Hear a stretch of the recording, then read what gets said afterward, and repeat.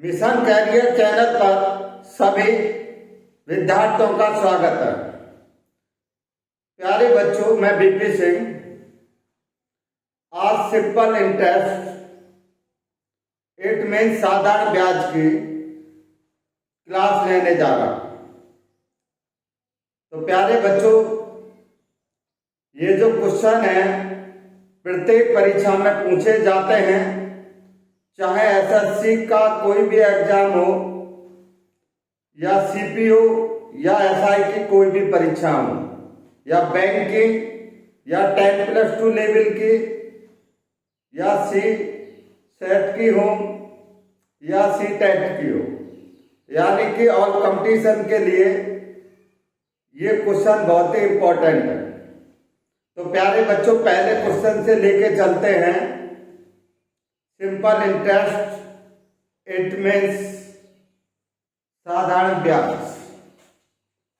साधारण ब्याज का जो पहला क्वेश्चन है, और ये क्वेश्चन आपकी परीक्षाओं में पूछे गए क्वेश्चन है और इसी टाइप के क्वेश्चन आते हैं। इस टाइप के क्वेश्चन मैंने इसमें कोई भी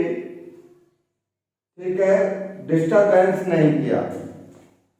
इट मीन्स, तो आप देखेंगे पहले क्वेश्चन से कोई चेंजिंग नहीं है, सेम वही है। तो इस टाइप के क्वेश्चन को हम कैसे सॉल्व करते हैं? तो यहाँ पर प्यारे बच्चों पहला क्वेश्चन लेंगे, और यहाँ पर पहला क्वेश्चन जो दिया है, साधारण ब्याज सभी लोग जानते हैं, सभी स्टूडेंट जानते हैं कि साधारण ब्याज का फॉर्मूला सभी बच्चे जानते हैं। तो प्यारे बच्चों, पहले आप साधारण जो ब्याज बराबर होता है, इट मीन्स एसआई बराबर होता है PRT अपॉन 100, यानी कि प्रिंसिपल मूलधन गुणा रेट यानी कि दर इनटू टाइम, सबकी मल्टीप्लाई कर दें अपॉन 100 कर दें, तो हमारा साधारण ब्याज निकल आए। अगर हमें अमाउंट निकालना है तो अमाउंट इक्वल होता है प्रिंसिपल प्लस ब्याज। अगर यहाँ पे साधारण ब्याज की बात कर रहे हैं तो साधारण ब्याज को ऐड करेंगे, और अगर चक्रवर्ती ब्याज की बात कर रहे हैं तो फिर चक्रवर्ती ब्याज यानी कि कंपाउंड इंटरेस्ट को ऐड करेंगे। अब यहाँ पर पहला क्वेश्चन जो दिया है, तो यहाँ पे सीधा ब्याज पूछा हुआ है। प्रति वर्ष इतने परसेंट की दर से 8.375% की दर से 5 वर्षों में, और यहाँ पर जो दिया है 3,81,500 मूलधन प्राप्त साधारण ब्याज ज्ञात कीजिए। यहाँ पर इंग्लिश में दिया है, बाइलिंगुअल आप जो भी बच्चे हैं देख सकते हैं, इंग्लिश मीडियम वाले भी। तो यहाँ पर मैं एक ही मीडियम में टाइम की वजह से एक ही मीडियम में कराऊंगा। तो यहाँ पे आप देखेंगे तो पहला क्वेश्चन आप सीधे आप कर सकते हैं। यहाँ पर प्रॉब्लम क्या है प्यारे बच्चों, कि यहाँ पर रेट में, क्योंकि जो रेट जो दे रखी है इसको अगर हम फ्रैक्शन में कन्वर्ट करेंगे तो काफी टाइम लग जाएगा। इस टाइप का कोई भी क्वेश्चन आता है और उसमें इस टाइप की कोई भी पॉइंट में अगर उसमें 2-3 डिजिट में आपकी आ गए, तो इस टाइप के क्वेश्चन को अगर हम बनाएंगे तो काफी टाइम लगता है। तो इस टाइप के क्वेश्चन को हम शॉर्ट में कैसे करें, तो वो आपको ब्रह्मास्त्र बता दें। तो यहाँ पर देखेंगे सीधा हमने लिखा, प्रिंसिपल हमारा दे रखा है और रेट दे रखी है और टाइम भी दे रखा है। तो हमें सीधा एसआई निकालना है, और एसआई बराबर होता है हमारा, तो हमारा जो लिखा है 3,81500 और मल्टीप्लाई, और हमारी रेट दे रखी है यहाँ पर 8.35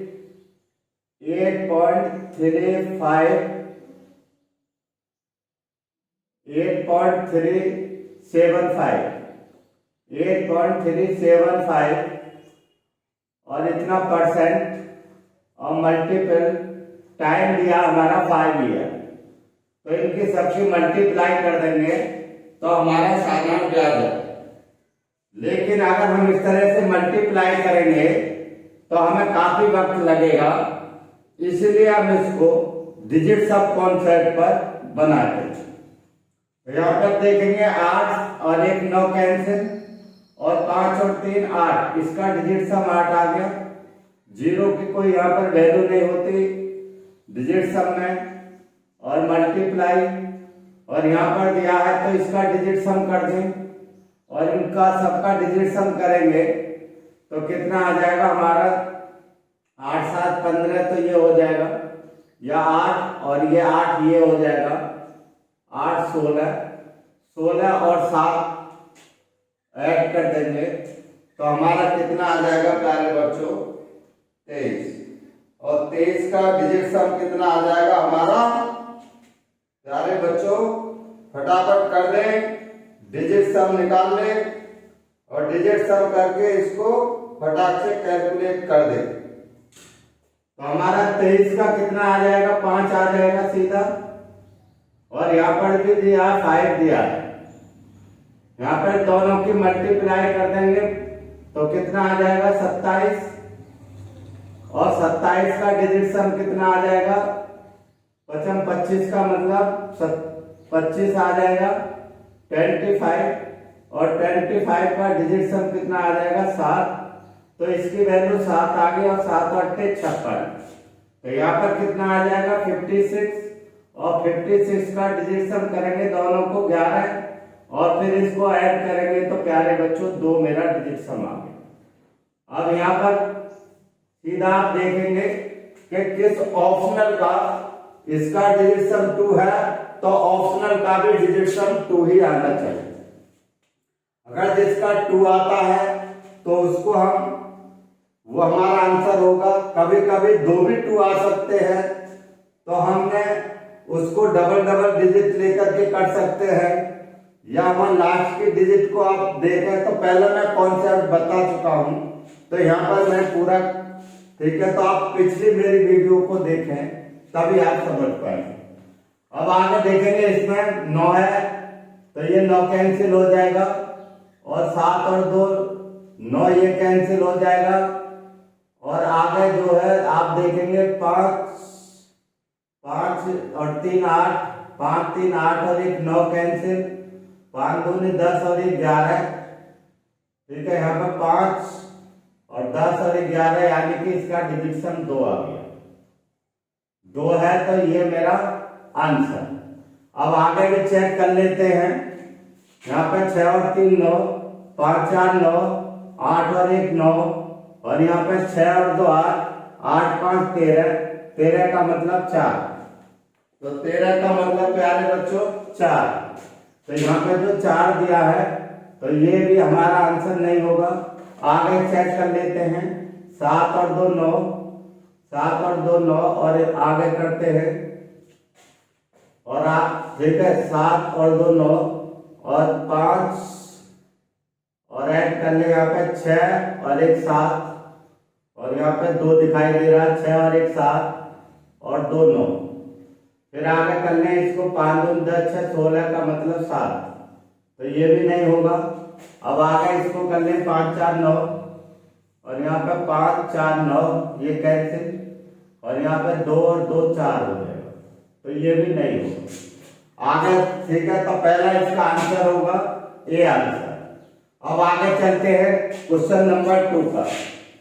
क्वेश्चन नंबर 2, यहाँ पे क्वेश्चन नंबर 2 देखेंगे। और कोई व्यक्ति है किसी बैंक में 8,000 रुपये जमा करता है जो वार्षिक 8% साधारण ब्याज का भुगतान करता है। 8 वर्ष बाद मृतदंड कितना होगा? तो प्यारे बच्चों, इस टाइप का कोई भी क्वेश्चन हो तो इस टाइप के आप सभी इसका फॉर्मूला सभी बच्चे जानते हैं कि इसको हम सीधे सीधे लगा देते हैं।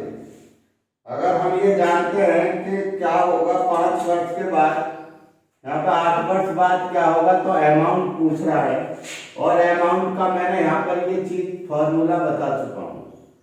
तो हमने सीधा अमाउंट निकालना है तो बराबर, और यहाँ पे प्रिंसिपल कितना है हमारा 8,000 रुपये है, जो भी है 8,000 है, तो 8 ज्यादा होगा ज्यादा, ठीक है 8,000 है या कोई भी हो, यानी कि प्लस कोई भी वैल्यू हो सकती है। और आगे देखेंगे, आगे जो इसमें प्रिंसिपल यहाँ पे करेंगे तो पीआरटी ब्याज का मतलब है ये पीआरटी का मतलब कितना हुआ हमारा 8000 और मल्टीप्लाई, और आर कितना है हमारा 8, और यहाँ पर ये कितना है हमारा टाइम 8 साल, और बटे कितना हो जाएगा हमारा 100 ये, और इसमें तो इतना है 8 साल में इतना हो जाता है। 8 वर्ष का मिश्रधन ज्ञात करें, तो ये मेरी क्या बन जाती है, एक एक्वेशन बन जाती है। अब इस एक्वेशन को हम कैसे सॉल्व करें, तो प्यारे बच्चों फटाफट कर देंगे। तो इसको अगर हम डिजिट सम लगाते हैं तो बहुत आसानी से हो जाएगा।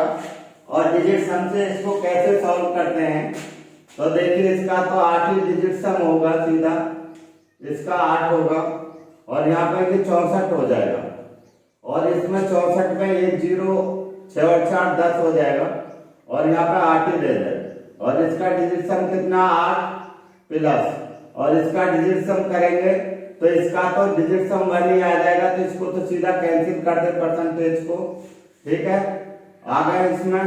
और 64 का मतलब इसका 10 हो गया डिजिट सम, इसकी मल्टीप्लाई करेंगे 10 का 1, तो यहाँ भी 8 आ जाएगा, और कितना 16 का डिजिट सम 6 और 1 7, यानी कि इट मींस इसका डिजिट सम 7 आ गया।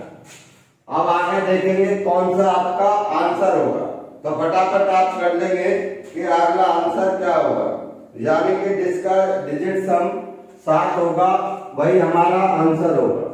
तो यहाँ पर आप चेक करते हैं किसका डिजिट सम है, यानी कि 6 और 2, ठीक है 6 और 2 8 और 1 9, यानी इसका डिजिट सम 0, ये नहीं होगा। आगे नेक्स्ट में करते हैं, यहाँ पर 7 जो दिया है, यहाँ पर 7 और 1 8, 8 2 16 और 4 20 का मतलब 2, 20 का 2, यानी कि ये भी नहीं होगा क्योंकि डिजिट सम 7 है। और यहाँ पर आगे चलते हैं, यहाँ पर 3 और 1 4 4 1 5 6 7, तो इसका डिजिट सम 7 है, तो ये इसका डिजिट सम 7 है, ये मेरा आंसर होगा। आगे देखेंगे नेक्स्ट को, 4 और 1 5 5 और 3 8, तो इसका डिजिट सम 8 है, तो ये नहीं होगा। तो इसका आंसर सही क्या है, सी, यानी कि इसका आंसर सी होगा। तो इस क्वेश्चन को हम इस टाइप से निकाल सकते हैं। आगे इसको कैलकुलेशन भी करके निकालेंगे तब भी आपका आंसर यही आएगा। आगे देखेंगे नेक्स्ट क्वेश्चन, एक व्यक्ति 16,000 रुपए की कीमत वाला एक टीवी खरीदता है और वह 400 रुपये तुरंत दे देता है और शेष 15 महीने के बाद देता है, जिस पर उसे 12% की दर से साधारण ब्याज लिया जाता है। वह टीवी के लिए कुल कितनी राशि अदा करेगा। तो यहाँ पर हिंदी में इंग्लिश में आप पढ़ सकते हैं, जो इंग्लिश मीडियम है, a man bought a TV price at 16,000, ही पे जो करता है इतने रुपए, ठीक है एट वन, तुरंत वो पे कर देता है। तो यहाँ पर मैं ज्यादा टाइम ना लेके सीधा इसको क्वेश्चन को बनाते हैं। तो यहाँ पर जो देखेंगे, तो मैंने आपको पहले भी बता चुका हूँ प्यारे बच्चों, जो टोटल जो कॉस्ट है, तो हम इसको टोटल कॉस्ट का बना लेंगे। तो ये यहाँ पर टोटल ये पूछ रहा है कुल राशि, तो टोटल यानी कि कॉस्ट कितनी हो जाएगी, कुल राशि यानी कि टोटल अमाउंट निकालेंगे। यहाँ पर टोटल अमाउंट, अब टोटल अमाउंट निकालेंगे तो हमें पता है कि अमाउंट जो निकालते हैं तो अमाउंट जो प्रिंसिपल प्लस ब्याज, तो यहाँ पर जो आ जाएगा हमारा प्रिंसिपल आ जाएगा प्लस ब्याज CI आ जाएगा, और प्लस जो एक्स्ट्रा जो खर्च किया है तो ये एक्स्ट्रा भी आ जाएगा। अब इसको हम कर दें तो यहाँ पर जो हमारा प्रिंसिपल है वो कितना दिया है, हमारा 1600 रुपये की कीमत का खरीदा गया है। तो यहाँ पर हम डाल देंगे, लेकिन यहाँ पर जो उसने 1600 रुपये में से 400 रुपये तुरंत दे दिए। जब 400 रुपये तुरंत दे दिए तो उसने कितने में, यानी कि खरीदा तो इतने जो पड़ेगा और 1600 में 400 दे दिए तो 1200 पे इंटरेस्ट लगेगा। कितने पर लगेगा, 1200 पे इंटरेस्ट लगेगा। तो यहाँ पर आप डालेंगे 1200, यानी कि प्रिंसिपल जो उसने दिया है, जो उसने चुकता किया है, जो ब्याज पर दिया है, तो कितने दिया है उसने, 1200 रुपये ब्याज पे दिया है या 12,000 रुपये ब्याज पे दिया।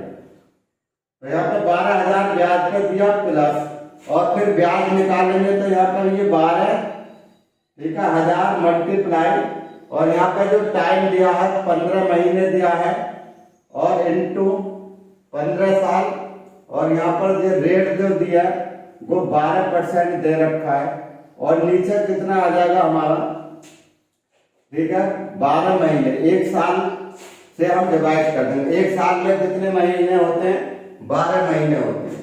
अब क्या करना है, इसका हम सभी बच्चे डिजिट सम ले लेंगे। अब इसको 12 से सीधा इसको कैंसिल कर दें और इसका डिजिट सम कर दें।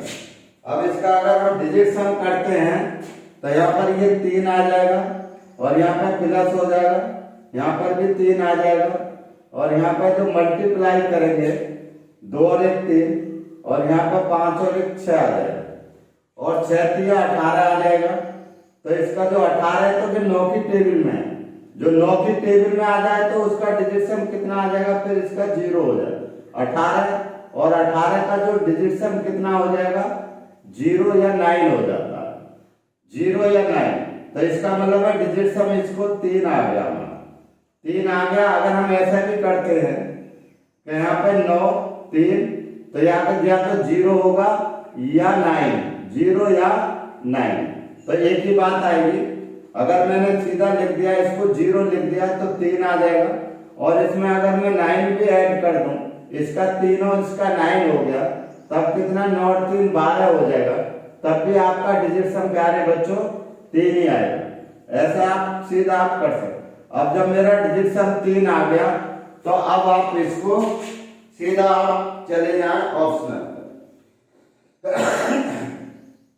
तो यहाँ पर देखेंगे जो इसमें ऑप्शनल में क्या आंसर आएगा, फटाफट मुझे बता दें। लेकिन यहाँ पर एक चीज और करना है कि यहाँ पर जो एक्स्ट्रा जो दिया है, तो यहाँ पर एक्स्ट्रा का हम यहाँ पर डाल देते हैं। एक्स्ट्रा का क्योंकि 4000 है तो हमने यहाँ एक्स्ट्रा ऐड कर देंगे, और एक्स्ट्रा का कितना है, 4000 है यहाँ पर, ये 4000। तो इसका भी 3 है और इसका हमारा 0 हो गया, 0 हो गया, ये हमारा 0 हो गया पूरा। तो 3 और 4 7, तो फिर 4 को और ऐड कर देंगे तो कितना आ जाएगा हमारा, 7 आ जाएगा। तो इसका डिजिट सम कितना आएगा, 7 आएगा। अब देखेंगे इसमें डिजिट सम किसका, 7 है। अब देखेंगे यहाँ पर 8 और 1 9 कैंसिल, तो इसका डिजिट सम 2, ये नहीं होगा। आगे देखेंगे 7 और 2 9, और इसका डिजिट सम 1, ये भी नहीं होगा। आगे 8 और 1 9, इसका डिजिट सम 7 है, तो ये मेरा आंसर। आगे नेक्स्ट में हमारा जो 8 और 1 9, और इसका डिजिट सम 6 है, तो ये नहीं होगा। इट मींस इसका आंसर क्या होगा, सी आंसर होगा। तो हमारा जो सी है वही आंसर है। अगर आप कैलकुलेट भी इसको करेंगे तब भी आपका आंसर यही आएगा। तो आप कैलकुलेशन भी कर सकते हैं। अब आगे चलते हैं नेक्स्ट क्वेश्चन का। तो ये पहला मेरा क्वेश्चन था, ये मेरा दूसरा क्वेश्चन था, यहाँ पर ये तीसरा क्वेश्चन है। अब आपके बनाते हैं चौथा क्वेश्चन। तो नंबर 4 पर क्वेश्चन पे चलते हैं। तो चौथे पर जो है क्वेश्चन पर, तो यहाँ पर इस टाइप का जो क्वेश्चन है, तो बच्चों इसमें अगर आप कैलकुलेट करेंगे तो बहुत आसानी से हो जाएगी। लेकिन अगर यहाँ पर डिजिट अगर आपकी उस तरह से रख दे, जैसे 5 6 7 8 इस तरह से, और इसमें इतने रुपये तुरंत दे दिए या ले लिए, तो वहां पर आपको प्रॉब्लम हो जाएगी। तो वहां पर प्रॉब्लम होगी तो आप डिजिट सम से बना सकते हैं। और फिर आप अब अगला क्वेश्चन लेके चलते हैं। तो यहाँ पर इस तरह का ये क्वेश्चन दिया है, ये भी कई टाइम ये परीक्षा में पूछा गया है, ये आपका क्वेश्चन सीजीएल में। और इसकी टाइप का 18 में भी एग्जाम में सीजीएल टाइप 2 में क्वेश्चन पूछा गया। तो मैं एक आधे क्वेश्चन करा रहा हूँ, ऐसे क्वेश्चन कई टाइप पूछे गए हैं। तो यहाँ पर आप देखेंगे CQSI में भी इसी टाइप के क्वेश्चन पूछे जाते हैं। तो यहाँ पर जो बनाते हैं नेक्स्ट क्वेश्चन को, तो यहाँ पर जो दिया है ये 40% जो राशि है, एक व्यक्ति अपनी धनराशि के 40% को 50% की वार्षिक दर पर और शेष को 50% को 30% की, ठीक है, 50 को 10% की वार्षिक दर से शेष जो बची 18% की दर से उधार देता है। यदि कुल धनराशि पर ब्याज की गणना करना हो तो ब्याज की वार्षिक दर कितनी है। तो ये क्वेश्चन दिया गया है और इस क्वेश्चन को हम देखें किस तरह से बना लेते हैं। तो हमें 40% जो दिया है, तो 40% का मतलब है धनराशि का 40%, यानी कि उसने खर्च कर दिया। तो 40% को अगर हम फ्रैक्शन में कन्वर्ट करेंगे तो हमारा जो है इसका 2/5 आ जाएगा। तो 40% को आप सीधा फ्रैक्शन में कन्वर्ट करने 2/5 आ गया। अब आगे करेंगे 2/5 और इसको हम इस तरह से मान लें 2/5 और इसका कितना है 50%, तो सीधा 50% करें प्लस, और आगे जो दिया गया है तो शेष जो बची है इसका 50% को, तो शेष कितना बचा है हमारा 60%, और 60% का 50% करेंगे तो यानी कि इसका आधा हो जाएगा 30%, और बाकी कितना बचेगा फिर 30%। तो इसका मतलब है वो 30% की बात कर रहा है। तो यहाँ पर जो बाकी जो है 30% का मतलब हुआ हमारा 3/10। तो वैसे भी आप सीधा कर सकते हैं, 3/10 हो गया। अगर आप ठीक है फ्रैक्शन बना के निकालें, या आप सीधे इनकी मल्टीप्लाई करके डिजिट सम ले सकते हैं। तो यहाँ पर आप देखेंगे दोनों कॉन्सेप्ट से हो जाएगा। तो यहाँ पर ये 2/5 मैं फ्रैक्शन करके बता रहा हूँ पहले। तो यहाँ पर आप देखेंगे यहाँ पर तो मल्टीप्लाई कर देंगे हम 10 की, क्योंकि 10% है, और आगे प्लस, और आगे कितना बचा शेष 3/10, और 3/10 का कितना है 18% की दर पर। तो यहाँ पर 18% की रेट है, उधार देता है, तो कुल धनराशि ब्याज की गणना करें। तो ये हमारी टोटल क्या आ जाएगा, इंटरेस्ट आ जाएगा। तो ब्याज वार्षिक दर कितनी है, तो यहाँ पर रेट पूछ रहा है, यानी कि वार्षिक दर कितनी है। तो यहाँ पर आप देखेंगे, और यहाँ पर ये जो ऑप्शनल में भी रेट दे रखी है, तो रेट को भी यहाँ हम निकाल सकते हैं। अगर हम इनका सबका डिजिट सम कर दें तो यहाँ पर देखेंगे 5 से ये कैंसिल हो जाएगा, 10 टाइम हो जाएगा, और यहाँ पर इसकी कोई 10 है तो इसका डिजिट सम 1 ही है, इसका 1 ही है, तब इसका 1 है। तो क्या करना आपके लिए, यहाँ पर 2, इसका 2 हो गया प्लस, और इसका डिजिट सम कितना हो जाएगा 3, क्योंकि यहाँ 1 है, और प्लस इसका कितना हो जाएगा 8 3 24, ठीक है। यहाँ पर 18 1 54, 5 और 4 यानी कि 9 हो जाएगा। या तो हम इसको 9 मान लें या 0 मान लें, 9 मान लें या 0 मान लें। अगर हम पहले क्या मानते हैं 0 मान कर चलते हैं, तो आप कितना हमारा डिजिट सम आएगा 3 और 2 5 आ जाएगा। और अगर हम इसको 9 यहाँ पे बना दें तब भी हमारा डिजिट सम कितना आ जाएगा, 3 और 2 5 और 9 14, और 14 का डिजिट सम भी 5 ही आएगा। तो आप 0 बना दें यहाँ या 9 कर दें, एक ही बात है। तो हमने यहाँ 0 लिख दें और आगे, तो इसका डिजिट सम कितना आ गया हमारा DS 5 आ गया। तो इसमें ऑप्शनल है, तो इसका भी डिजिट सम कितना आना चाहिए, तो हमारा इतना आना, तो ये हमारी इतनी ऋण दर आ जाएगी। इसको अगर हम करते हैं डिजिट सम से, तो यहाँ पर अगर हम करेंगे तो यहाँ पर 5 और 2 10 और 2 12 का मतलब इसका 3 आ जाएगा। तो इसका जो डिजिट सम है इसका 3 आ जाएगा, तो इसका 3 आएगा, तो ये नहीं होगा। आगे देखेंगे यहाँ पे 6 और 2 8 5 13 का मतलब 4, तो ये भी हमारा नहीं होगा। आगे देखेंगे 8 और 2 10 और 4 14 यानी कि इसका 5, तो इसका डिजिट सम 5 है, तो ये मेरा आंसर है। आगे देखेंगे इसको 5 4 9, तो इसका डिजिट सम 2 है, तो ये नहीं होगा। यानी कि ये डिजिट सम और ऑप्शनल का डिजिट सम सेम आना चाहिए। अगर आपको डबल बार भी आ सकता है, लेकिन यहाँ पर मैं दोनों ही मेथड से बता दे रहा हूँ। तो यहाँ पर आप देख लेंगे, ठीक है, डबल बार आए तो आप कैलकुलेट, पहले मेरी जो वीडियो है उनको चेक करें, आप तभी कर पाएंगे। तो यहाँ पर ये क्वेश्चन आए हुए हैं, मैं कोई अलग से इसमें कोई भी चेंजिंग नहीं कर रहा हूँ। तो यहाँ पर आप देखेंगे ये कितना हो जाएगा हमारा 20% हो जाएगा, सीधा आप करेंगे 20, और यहाँ पर कितना हो जाएगा 10 से, यहाँ पर ये कैंसिल हो जाएगा, यानी कि 3% हो जाएगा। और इसमें इसको करेंगे तो 0.0 18 से 54, यानी कि 5 पॉइंट, ठीक है, ये 5.4 और इसका ये परसेंट हो जाएगा। अगर हम सीधे भी इसको कैलकुलेट कर देंगे तब भी हमारा आंसर आ जाएगा। और यहाँ पर आंसर कितना आ जाएगा ये, ठीक है, 5 और 3 8 और यानी 20, यानी कि 4%,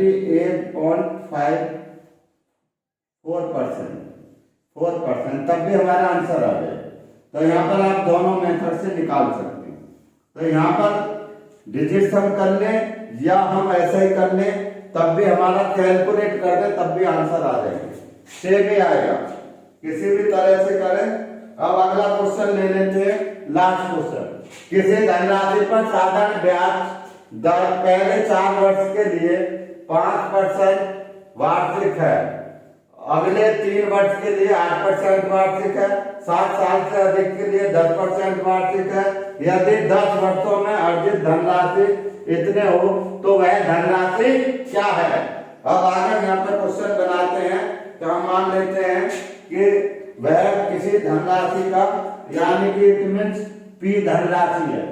ये मेरा 5वां क्वेश्चन है, कोई पी धनराशि है और पी धनराशि का, ठीक है, कितना है हमारा 4 वर्ष के लिए 5%, तो यहाँ पे आप 4 गुणा 5 कर देंगे, इतना परसेंट प्लस, अब आगे चलेंगे 3 वर्ष के लिए 8%, यानी 3 गुणा 8% प्लस, फिर कितना दिया है आपका 7 साल से अधिक के लिए 10%, तो यानी कि इसका मतलब है 3 साल के लिए इतना दिया है, ठीक है। यदि 10 वर्षों के लिए अर्जित धनराशि इतनी है तो 7 साल से अधिक, तो 7 साल से और 10 साल के बीच में कितना, 7 से अधिक, यानी कि 10 साल, यानी कि 3 साल के लिए कितना बोल रहा है, 3 साल के लिए, और 3 साल के लिए कितना हमारा, फिर आगे जो दिया 10%, तो यहाँ पर कितना करेंगे 3 गुणा 10%, और बराबर ये कितने के हमारा जो यहाँ पर मिलता 1850 के, तो यहाँ पर एक पर कर देंगे इसको 1850 के। अब क्या करें, इसमें सभी का हम डिजिट सम कर ले, तो ये बराबर इसके है। अगर मैं इनका सबका डिजिट सम करता हूं तो प्यारे बच्चों देखें बताता हूं। अब यहाँ पर जो हमारा P है और इंटू यहाँ पर, और ये 5 चौक 20 का डिजिट सम 2 आ जाएगा, प्लस 8 दिया 24 का डिजिट सम 6 आ जाएगा, प्लस, और यहाँ पर 3 10 दिया 30 का 3 ही आ जाएगा। अब यहाँ पर सबको ऐड कर दें, 6 और 3 9, तो ये काट दें, तो यहाँ पर कितना आ जाएगा, P इंटू 2 आ जाएगा। अब आगे करते हैं इसका डिजिट सम 8 और 1 9, और यहाँ पर कितना आ जाएगा 5 आ जाएगा। जब मेरा 5 आ गया, अब इसको हम बना देते हैं बड़ा। अब इसको मैंने बनाया कि P बराबर, इसको हम क्या करेंगे, P बराबर, ठीक है, 5/2, और 5/2 नीचे हमें 1 बनाना है डिजिट सम, तो 5 की मल्टीप्लाई कर दें 10 हो जाएगा। और तो नीचे इसके नीचे मल्टीप्लाई की है तो ऊपर भी मल्टीप्लाई कर दें 5 की मल्टीप्लाई, तो ये कैंसिल होगा, इसका डिजिट सम 1 और 25 का मतलब है, ठीक है 25 और 25 का मतलब है डिजिट सम 7, तो इसका डीएस कितना आएगा 7 आ जाएगा। अगर इसका डीएस 7 आ जाएगा तो आप देखें कि किस ऑप्शनल का डीएस 7 आ जाए। वैसे भी आप कर सकते हैं, सभी को जोड़ करके आप कर सकते हैं, इतने परसेंट बराबर इतना है, इन सभी को जोड़ दें तब भी आप सीधा निकाल सकते हैं। सभी का कितना हो जाएगा, सबको जोड़ेंगे तो ये 74% और 74% बराबर कितना है, इतने ये जो राशि है ये, तो 1% बराबर कितना है, तो एक जो है तो 74% पर इतना है, तो 1% पर कितना है वो हमारा 25 गुना आ जाएगा, तो 100% पर कितना होगा, तो 2500 आ जाएगा। तो इसका आंसर कितना आ जाएगा, 2500 आ जाएगा। अगर मैं इसको डिजिट सम से भी कर रहा हूं तब भी आप इसको निकाल सकते हैं। जैसे इसका डिजिट सम 7 आया तो प्यारे बच्चों इसका भी डिजिट सम 7 आना चाहिए। तो देखिए 2500 का 5 और 2 7, इसका डिजिट सम 7 है, ये आंसर है। अब आगे देखेंगे यहाँ पर, ठीक है 6 और 5 11 और 1 12 का यानी कि 3 ये नहीं होगा। आगे देखेंगे इसको 7 और 1 8, 8 5 13 का 4 यानी कि ये भी नहीं होगा। 5 और 1 6 यानी कि 6, ये भी डिजिट सम नहीं होगा। तो इसका आंसर कौन सा है हमारा 2500। या तो ऐसे कैलकुलेट कर ले या इस टाइप से कैलकुलेट कर ले। तो प्यारे बच्चों इस टाइप के क्वेश्चन आपके बार बार परीक्षाओं में आते गए हैं। तो यहाँ पर मेरे पास 5-6 क्वेश्चन है इस टाइप के, लेकिन मैं एक ही क्वेश्चन लेके आया हूँ। ये भी मेरे पास कई क्वेश्चन है, 5-6 क्वेश्चन है इस टाइप के, तो इसका कई हैं, तो मैं उनमें से एक ही क्वेश्चन लेके आया हूँ। क्योंकि यहाँ पर जो परीक्षाओं में आपके जो पूछे जाते हैं तो इस टाइप के ही क्वेश्चन बार बार परीक्षाओं में पूछे गए हैं। तो इस टाइप के क्वेश्चनों को कैसे सॉल्व किया जाए तो वो मैं आपके लिए आज क्लास ली है। तो अगर आपको मेरी क्लास अच्छी लगी हो तो चैनल को लाइक शेयर एंड सब्सक्राइब करें और साथ में प्यारे बच्चों कमेंट भी करते रहें। प्यारे बच्चों सभी जो वीडियो को शेयर कर देंगे आपको, जिससे बेटर से बेटर मैं और भी वीडियो यानी कि क्लास उपलब्ध करा सकूं।